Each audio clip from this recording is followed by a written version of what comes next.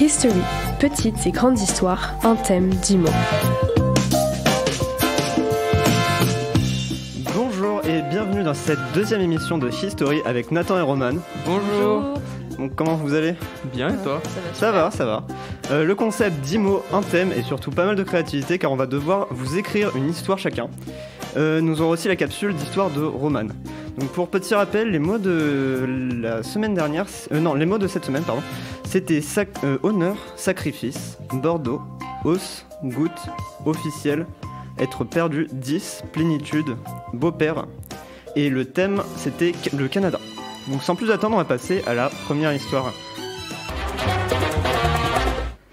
Donc, je vais vous raconter l'histoire de Bob Tremblay. Et non, j'ai absolument pas regardé sur Wikipédia une liste des meilleurs noms canadiens pour trouver ce nom de famille. Enfin bon, Bob était un humoriste très réputé de la ville d'Ottawa. Tous les jours, il recevait au moins 10 appels qui tous le sollicitaient pour produire son spectacle dans les villes différentes. C'était un réel plaisir et un honneur pour Bob de jouer dans les villes de sa patrie. Pour lui, l'art du spectacle était une véritable passion. Et pour pouvoir en vivre, il a dû faire de nombreux sacrifices. Par exemple, lorsqu'il était âgé de seulement 16 ans, Bob a dû quitter sa mère et son beau-père pour rentrer dans la prestigieuse école de Toronto. Donc c'était une école de théâtre très réputée. Et là-bas, il a pu obtenir toutes les clés pour réussir un bon spectacle comique. Et dès le premier jour, Bob Tremblay a découvert la technique officielle et reconnue par tous les comédiens qui est l'art de continuer son spectacle, même si on se prend des bides. Son professeur, M. Gagnon, lui enseigna quelques astuces qui s'avérèrent très utiles par la suite. Avec son fort accent québécois, il dit « Bon, là, pour éviter justement de faire un bide, je ne vais pas faire l'accent québécois, donc je vous laisse juste vous l'imaginer. » Donc il dit « Première astuce, il ne faut surtout pas montrer aux spectateurs que vous êtes paniqué. Vous devez continuer à faire votre spectacle. Les spectateurs pourraient penser que vous êtes perdu et se moquer de vous, et ce qui serait très dramatique. Deuxième astuce, si vous voyez votre situation qui s'empire au fur et à mesure des vannes, il est conseillé de boire quelques gouttes de Bordeaux. Cela pourrait peut-être vous rendre plus drôle aux yeux du public. Et si ça ne marche toujours pas, il est préférable de finir la bouteille de rouge. Au moins, là, c'est sûr que vous obtiendrez des résultats. Bon, Bob a utilisé ces techniques seulement au début de sa carrière. Et à cette époque, pour une raison qu'on ignore, les humoristes n'étaient pas très réputés et ni même appréciés par la population québécoise. Même son prestigieux diplôme n'a pas pu éviter à Bob d'avoir la peau sur les os et de dormir dans les rues. Mais notre cher humoriste n'a pas jeté l'éponge pour autant. Bien au contraire, il s'est entraîné jour et nuit pour que son spectacle soit le plus parfait possible et pour qu'enfin il soit envahi d'un sentiment de plénitude. Ses efforts n'ont pas été en vain. 3 ans plus tard, il devient l'humoriste le plus populaire du Canada. Incroyable. Alors, juste, le jingle s'est lancé, mais du coup, il fallait discuter de l'histoire, du coup, de Roman. Donc, ce que je trouvais, en vrai, déjà, c'est que, genre, par exemple, Bordeaux, c'était grave bien mis quelques gouttes de Bordeaux. Au début, je voulais parler d'une tenue où il devait s'habiller en Bordeaux, mais je trouvais que ça rentrait mal dans l'histoire. Donc, je me suis dit, le Bordeaux, le vin, c'est toujours sympa, quoi. C'est surtout l'idée de l'humoriste qui boit sur scène pour oublier qu'il est nul. Voilà, c'est ça. Enfin bref, et juste, je tiens à préciser que Bob Tremblay est totalement un personnage tiré de mon imagination et j'en connais aucun, donc voilà, c'est pas du tout une biographie. On va chercher Bob Tremblay après. Voilà, c'est ça. Ça se trouve, ça existe, quelqu'un qui s'appelle comme ça dans le monde. Enfin bon. Alors, moi c'est mon histoire et c'est dans... Il faut savoir qu'à chaque fois que j'écris une histoire, mon personnage s'appelle Sigmund. Donc on peut dire que c'est un peu le Sigmund Universe. Et cette fois, c'est une histoire un peu d'horreur parce que Halloween, mais c'est passé. Dommage pour moi. Alors tout commença quand Sigmund rentra dans ce restaurant canadien à Bordeaux. C'était le soir d'Halloween et le restaurant avait changé la décoration pour cet événement. Les serveurs étaient déguisés en squelettes, il y avait des couverts en os, du sang, des bougies et des citrouilles. Une vraie ambiance d'Halloween. Sigmund est marié et le restaurant appartient à son beau-père, qu'il apprécie beaucoup. Il profita de venir ici pour aller lui passer le bonjour avant d'aller rejoindre son groupe de 10 amis présents plus loin dans le restaurant. Il salua son beau-père et sentit une odeur bizarre venant de lui, sûrement les gouttes de sang qu'il avait déposées sur lui pour faire son déguisement. Cela ne le choqua pas, il alla s'asseoir et débuta pour lui une bonne soirée entre amis. Après avoir profité de la soirée avec plénitude, Sigmund décida de rentrer chez lui, mais quelque chose avait changé dans le restaurant. Plus une trace de personne, comme s'il avait été déserté d'un seul coup. En sortant des cuisines, son beau-père, avec un grand couteau à la main, l'homme alcoolisé prit peur en essayant de fuir, il tomba. Il voyait son beau-père se rapprocher de plus en plus en disant une phrase terrifiante « Tu dois être sacrifié pour l'honneur de la famille ». Quand Sigmund entendit cette phrase, il fut complètement perdu. Pourquoi son beau-père dit-il cela? Qu'a-t-il fait? Mais plus il réfléchissait, plus il perdait du temps. Alors, dans un dernier effort, Sigmund se leva, mais c'était trop tard. Il allait mourir. D'un coup, son beau-père alluma la lumière et lui dit « T'as eu peur, hein? J'ai bien réussi mon coup. Depuis le début, ce n'était qu'une blague. » Sigmund, après avoir repris ses esprits, rentra chez lui et se coucha soulagé que ce ne soit qu'une blague. D'accord.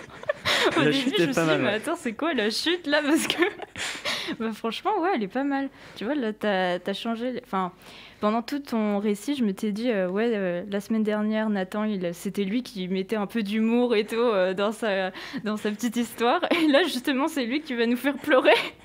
Et en fait, non. À la fin, la lumière. Ah, d'accord. Voilà, c'est C'était pas une histoire d'horreur en fait. voilà, c'est ça.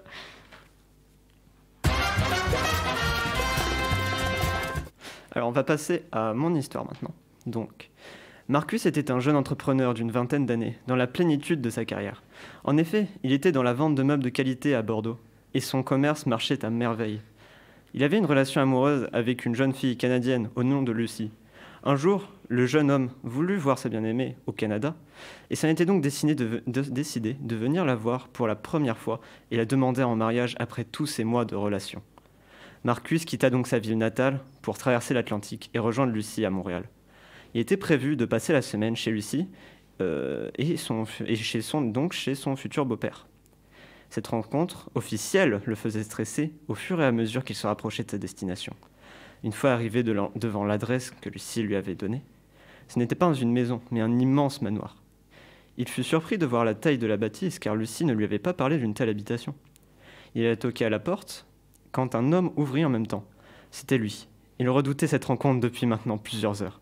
« Bonjour, c'est un honneur de vous rencontrer, dit-il en bégayant. L'homme ne dit rien et l'invita à entrer. À l'intérieur, les murs moisissaient et des gouttes dégoulinaient de par l'humidité des pièces. Il se fit conduire de force dans un sous-sol, descendit 10 marches, dans cette cave. Des os qui traînaient sur le sol et des marques de sorcellerie sur les murs faisaient penser à Marcus que des sacrifices eurent lieu ici. Le jeune homme, pensant voir Lucy, était perdu et ne savait plus quoi faire. Soudain, Lucy arriva et demanda « Vous faites quoi tous les deux dans l'atelier de papa ?»« L'atelier ? Mais c'est ton père, il veut me buter. »« Et toi, pourquoi tu ne parles pas ?»« Mon papa est muet et c'est un artiste. » Le beau-père voulait montrer ses créations à son futur gendre. Elles étaient constituées de peintures abstraites et de sculptures de squelettes d'animaux, d'où les traces de murs et les os en argile par terre. La moisissure à l'entrée était tout simplement liée à une fuite d'eau. Finalement, le séjour se passa très bien et Marcus put demander en mariage sa bien-aimée. Mais c'est quoi vos histoires? Faut peur.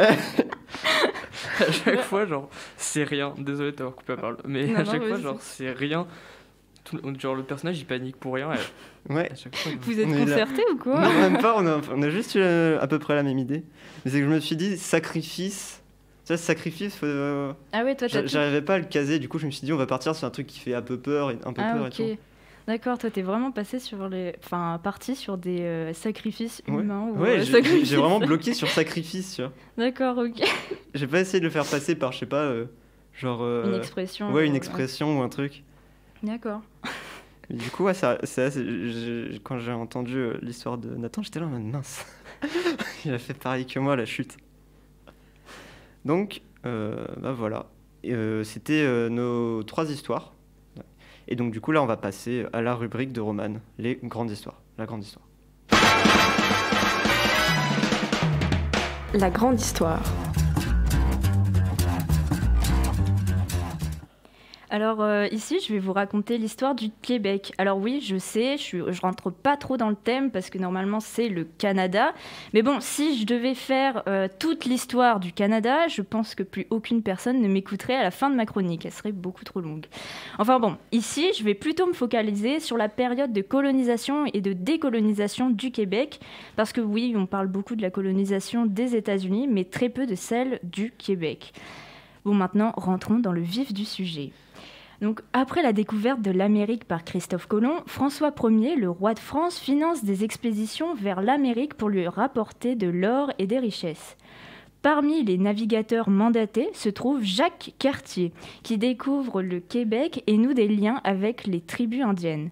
Après lui, de nombreux autres navigateurs français visitent le Québec, dont François Gravé-Dupont et Samuel de Champlain, qui fondent en 1608 la ville de Québec.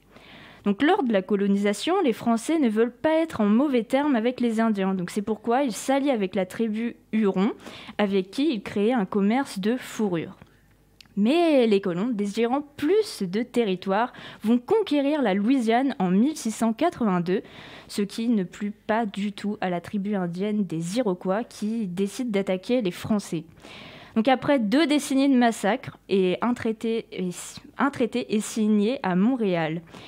Mais la France n'a pas le temps de se reposer, que les colons britanniques attaquent les Français, car en fait ils souhaitent juste obtenir les colonies des Français, bon, logique. Et ils y parviennent en fait parce que grâce au traité d'Utrecht, ouais, c'est un peu compliqué à dire, signé en 1713, qui donne aux Anglais les colonies qu'ils désiraient. Donc oui, en fait, dans ces temps-là, les colonies sont échangées comme des cartes Pokémon, hein, vous inquiétez pas. Mais ne vous inquiétez pas, pour nos colons français. Il leur reste encore la Louisiane et aussi une petite ville pas ouf, hein, c'est une île au nord du Canada. Bon, après, c'est pas parce qu'il y a eu un traité entre les Britanniques et les Français qu'ils sont devenus meilleurs potes. Non, les rivalités, elles continuent. La guerre de 7 ans, se déroulant de 1754 à 1760 en Amérique, oppose les Français et leurs alliés, qui sont les Indiens, aux Britanniques. Donc dans un premier temps, ce sont les Français et leurs alliés qui gagnent les batailles, mais la tendance se renverse rapidement, laissant les Britanniques conquérir la ville de Québec en 1759, puis Montréal un an plus tard. Finalement, le traité de Paris de 1763 signe la fin de la guerre de 7 ans et ferme définitivement les portes du Canada à la France. Et puis, en petit bonus, je tiens juste à vous informer que la France a vendu la Louisiane aux États-Unis pour seulement 80 millions de francs. Donc, ce qui fait environ 74 millions d'euros, donc à peu près le prix du château de Dracula en Roumanie, ou encore le prix de 185 000 PS5. Voilà, vous en faites ce que vous voulez. Donc merci beaucoup d'avoir écouté History. Le thème de la semaine prochaine, ce sera l'apocalypse. Et les mots sont enfant, cabane, condo, phrase ajustée, tremble, amer, promettre, table et extracteur. Donc on se retrouve la semaine prochaine pour un nouveau numéro de History. C'était Romain, Nathan et Romane. Au revoir. Au revoir. Au revoir. C'était History avec Nathan, Romane et Romain.